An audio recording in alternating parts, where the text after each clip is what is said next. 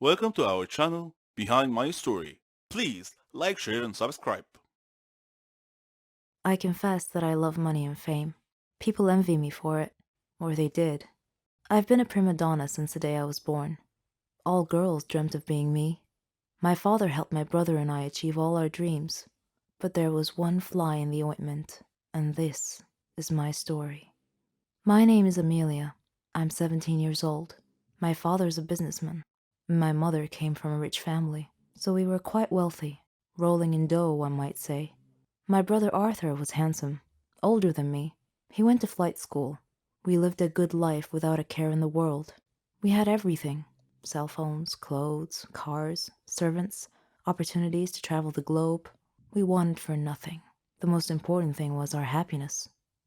And so my story starts at the villa where I lived with my family. My father employed many servants to attend to our every need. Martha was our head servant. She was in her 40s, funny, smart. Arthur and I loved her. Oddly, we didn't view her as a servant because she took such good care of us. Mother didn't seem to like her for some reason and was always mistreating her. Father, however, adored Martha. Once I left my iPod in the garden, and I was going to get it. On my way to the garden, I passed by Father's office, so I decided to go and talk to him.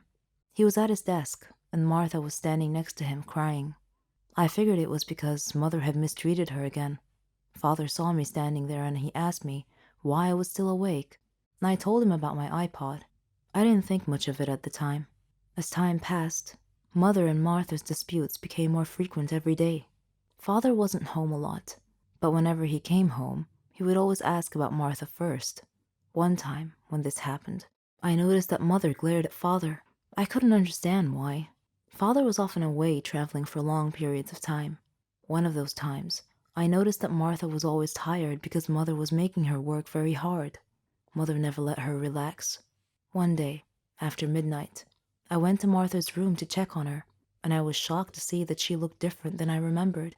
I asked if she was pregnant, and she said that she was, but that I shouldn't tell anyone, otherwise she'd get fired. I didn't understand why my parents would fire her for being pregnant. A few days later, we received some really horrible news. Father's plane had crashed, and there were no survivors. We were stunned. All of us were crying, but Martha was crying especially hard. Suddenly, Martha fainted, and we took her to the hospital. Our life had changed overnight. After the funeral, Father's lawyer called us about Father's will. He came to our home and met my mother, Arthur, me, and Martha, and two other servants. The lawyer began reading the will.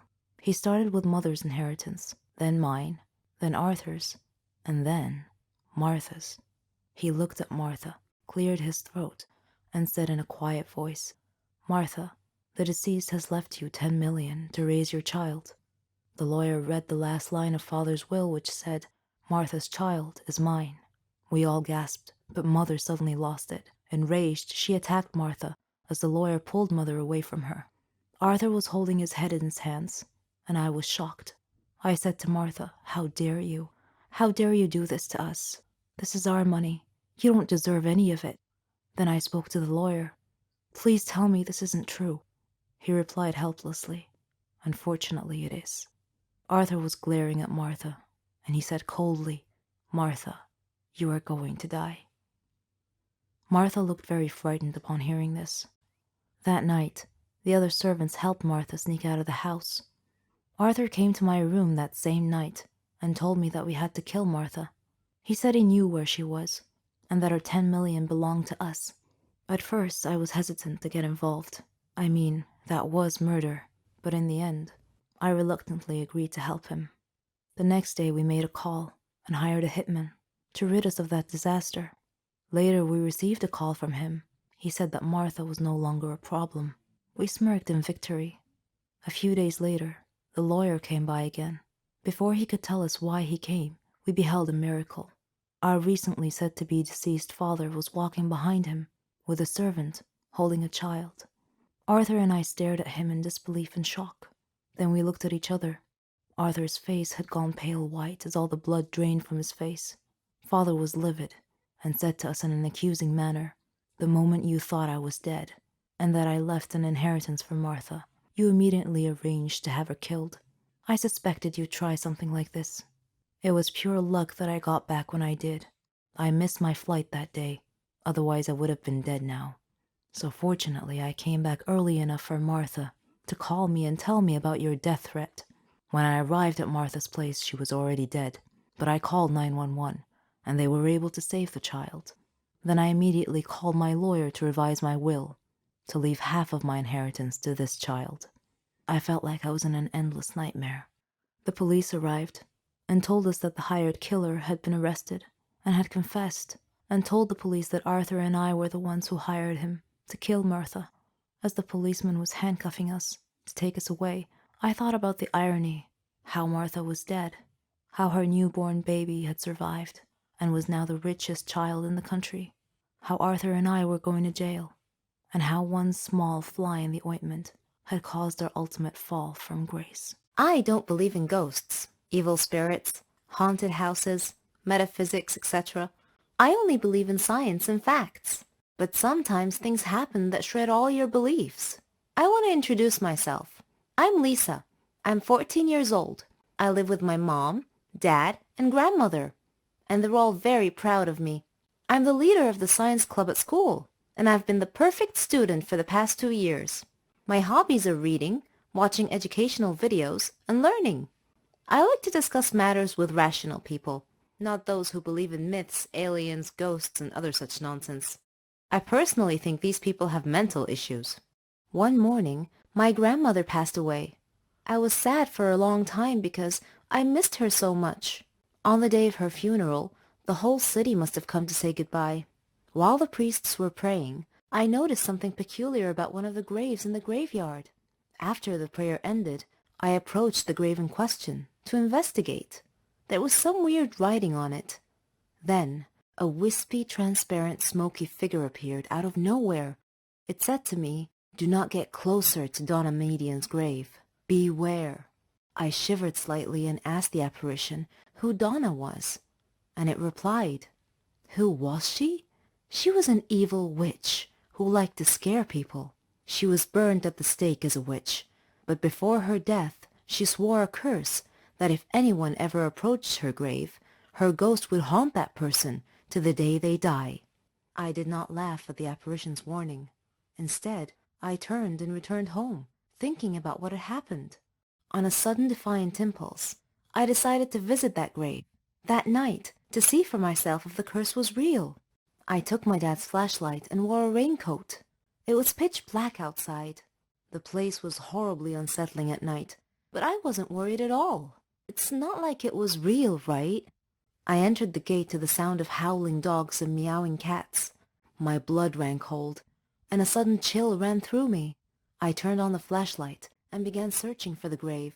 My hands were trembling so badly I dropped the flashlight several times. Sometimes I would step on something crunchy, and I would shine the light downward, only to see that I had stepped on an insect. Sometimes I'd see a cat here and there. Then suddenly, I heard an eerie sound close by. I froze, not daring to move. Slowly, I pointed my light towards the sound, and gasped as my light illuminated a dark, shadowy figure. It was about my height, and dressed all in black. I spun around and fled as rapidly as my faithful feet could carry me. I dove into bed, but I didn't sleep at all that night. I even left the lights on. The next day, when I woke up, I asked my dad if graveyards had ghosts, and he wondered why I would ask such a question. I was embarrassed and laughed to hide my fear. I told him that I was just curious. That was all. Dad looked at me suspiciously, but continued. I've heard stories, he said, that some people have seen a ghost of a girl from time to time beside Donna Median's grave. I felt my heart sink, and I asked slowly, "Is she about my height and dressed in black?" He replied, "Yes, that's how I've heard the ghost described." "How in the world did you know that?" I looked down casually and answered, "Oh, I read an article about it on the internet last night." My head hurt just thinking about this ghost thing. I made up my mind to prove or disprove it once and for all. I called my friend Laura and persuaded her to come with me to the grave. The following night, we met at the stroke of midnight at the entrance to the graveyard. Laura was shaking and constantly casting glances right and left. The weather was rainy and gloomy. The ground was muddy, and cats were meowing everywhere. It would have made the perfect setting for a supernatural horror movie. While we were looking for Donna's grave, flying bats would occasionally startle Laura, causing her to scream alarmed. As we approached Donna's grave, we suddenly heard a sound behind us. We both turned around at the same time and screamed. A ghost was glaring at us. It asked angrily, "What are you doing beside my grandmother's grave?" "Wait a minute. Are you girls?" She uncovered her face, revealing that she was just a girl, and a beautiful one at that. She told us that her name was Carmen, and asked me to turn off the flashlight, 'cause it hurt her eyes. I did. Then I asked, "Who are you?" She replied, "I'm the 5th grandchild of Donna Median, the poor woman in this grave, who has been wrongly accused." We both whispered back, "Wrongly accused?" She continued saying, "Yes, she was a victim of the Holocaust during World War II. Afterwards, she became a simple doctor who treated people who were afflicted with epilepsy. As usual, there are always some small-minded superstitious people looking to make trouble for others. They accused her of being a witch because they considered epilepsy to be a disease caused by a demon's touch. I come here every day to put flowers on her grave. People have mistaken me for a ghost because I only come at night. I don't want people to know I'm related to someone they think to be a witch. I don't want to be shunned, scorned, or gossiped about." I tried to comfort her and calm her a little by saying, "Don't worry, Carmen. Your grandmother's spirit may be able to rest in peace if you tell people the truth now. We live in more modern times, and there's no need to worry. I won't tell anyone about you being the ghost. It'll be our little secret." Carmen laughed. She and I became good friends after that. Ever since that day, whenever I hear someone talking about ghosts, I just look at the photo I took of Carmen and I break out laughing. Hey, my name is Anne. It was the summer break before college, and as a graduation kind of celebration and before each and everyone went to a different college, my best friends and I decided to go on a fancy summer vacation to one of the most beautiful places on earth. At least that's what I think, to Hawaii. I was in my room daydreaming about wearing those cool coconut bras while enjoying an exotic juice, maybe even doing a hula dance, and then my best friend Kim called and burst my coconut bubble. She suggested that since we're off to a whole new stage of our lives, we may as well get a complete makeover. I thought she meant we should go shopping or something, but no, she said we should go to the hair salon and get new haircuts and maybe even dye our hair. I admit that I was overly excited about the whole thing, so I said yes. My normal hairdresser was on annual leave. She has always cut my hair exactly how I describe it. I love her. However, she has been gone for a while, and we couldn't wait any longer for a haircut, so I made an appointment with another hairdresser at the same salon. On a side note, Kim is blonde, while I'm a brunette. I know this info might not sound useful, but it will come in handy throughout the story. Kim and I drove to the hair salon. The place looked extra fancy, the kind of place you would trust. We went inside all giggly like we were 12. We were actually 18 at the time. Anyways, we were greeted by a really nice lady. That lady said that Kim should get highlights and I should go for the same, plus going blonde. I was skeptic, but who cares? It's summertime. The lady put bleach all over my head and went to do Kim's hair. So, after 15 minutes, my scalp started burning like crazy. So I called the nice lady and she said it was time to wash the bleach.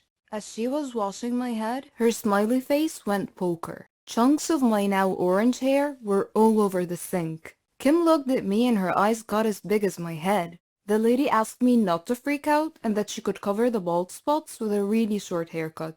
The lady asked me not to freak out and that she could cover the bald spot, and so she started cutting my hair. So far, so good. Then she